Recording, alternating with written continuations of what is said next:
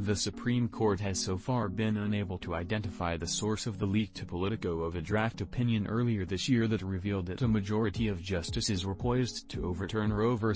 Wade. At this time, based on a preponderance of the evidence standard, it is not possible to determine. No one confessed to publicly disclosing the document, and none of the available forensic and other evidence provided a basis for identifying any individual as the source of the document. The report did not completely rule out the possibility of a hack, or that the opinion was inadvertently or negligently disclosed, for example, by being left in a public space either inside or outside the building. But what was striking was the admission that investigators lacked solid leads, as the report highlighted the sheer number of employees who were given access to the draft opinion without stronger safeguards in place to prevent leaks. The majority opinion, written by Justice Samuel Alito, was sent to a distribution list of 70 users on February 10, and 10 more eventually were able to access it. Hard copies also were distributed in some of the chambers, bringing the total with access to 82, in addition to the justices themselves.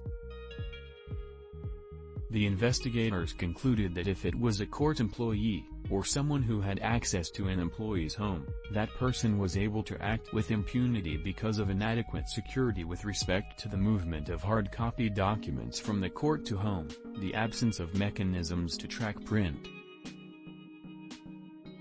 Politico published its report on the draft opinion on May 2, disclosing that the court in its Dobbs v. Jackson women's health decision was poised to overturn Roe v.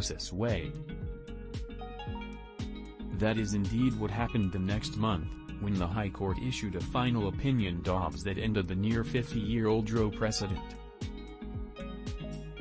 In the aftermath of the leak, Chief Justice John Roberts then ordered an investigation into the leak, while there was endless speculation as to who would have the means and the motive to do so.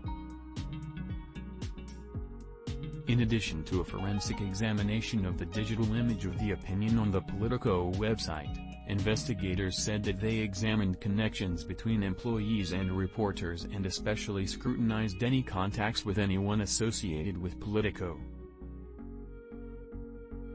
Investigators also assessed the wide array of public speculation, mostly on social media, about any individual who may have disclosed the document, according to the report.